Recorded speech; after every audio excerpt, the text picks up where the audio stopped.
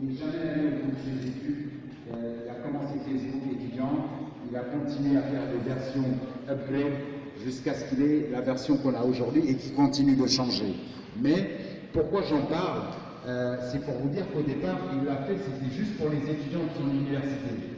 Puis, d'autres universités, avant que ça ne devienne le réseau social ouvert à tout le monde que nous avons.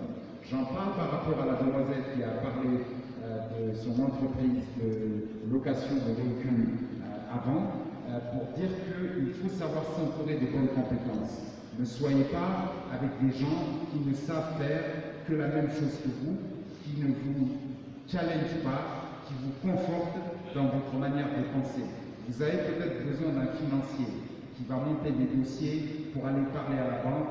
Vous avez peut-être besoin d'un comptable pour bien gérer la trésorerie. Et vous n'avez pas dans la poche de quoi le payer. C'est peut-être le moment de penser à ouvrir votre capital ou pour leur en donner des parts, des actions, ou alors à avoir un type de structure juridique qui fait que tout le monde s'y retrouve et que quand on gagne 100, les gens sont d'accord de ne être rétribués que sur 100, mais avec l'ambition que quand on gagnera 10 000, eux aussi, leur rétribution avancera. Voilà, c'est quelques réactions que je pourrais avoir par rapport à ça, mais je vous encourage vraiment. Je crois que d'avoir l'opportunité d'entreprendre quand on est encore en situation d'étudiant, de ne pas avoir de charge d'enfant, de charge de conjoint, comme vous disiez, c'est une chance qu'il faut saisir. Vous écoutez cette milliard de voisins, on est sur RFI et on a la chance d'être à l'université de Thiès avec les voisins, les voisines, les étudiants, les étudiantes qui nous accueillent pour parler de leur avenir. Merci encore.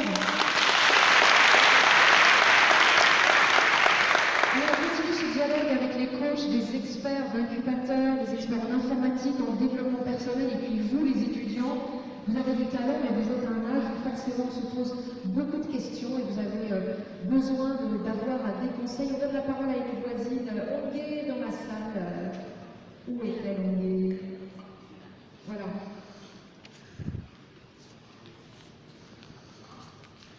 Parle bien près du micro. Bonjour Olivier. Bonjour Emmanuel, bonjour toute la salle. Alors toi tu es presque une grande sœur. Oui. Tu as 30 ans, Oui. tu es doctorante en sciences et technologies et déjà un projet professionnel. Oui, je m'appelle Angeline Gaïké, j'étais étudiante à l'université de Thiès et je suis toujours étudiante à l'université de Thiès. J'ai fait ma licence à l'université, ma master à l'université ici à l'UFR ici, et j'ai eu mon diplôme en master en ingénierie de conception en génie civil. Donc après avoir reçu mon diplôme, je me suis dit pourquoi pas entreprendre. Mais il y avait mon directeur, M. Meissefal, qui me disait tout le temps d'aller chercher du travail, de me marier et de revenir. Et là-bas, je reviens pour savoir si je vais continuer mes recherches ou si je vais entreprendre. Et tu t'es mariée ou pas? Je me suis mariée et j'ai un petit bébé. Donc je suis revenue, je me suis dit, j'ai regardé le milieu professionnel, j'ai acquis de l'expérience, j'ai regardé comment ça se passe. Et j'avais un problème tout le temps, c'est le problème d'avoir des collaborateurs, des financements surtout, parce que c'est pas évident. En tant que jeune, sortie, donc dans un milieu carrément comme un petit peu touffu qu'on ne comprend pas, on voit des chantiers, des fois on ne voit pas. J'ai eu à travailler franchement avec Saréquence, le groupement architecte Guéronca. À ce moment, je suis recrutée à l'université de Thiès comme ingénieure de conception en génie civil pour la majeure partie de mes travaux à l'université.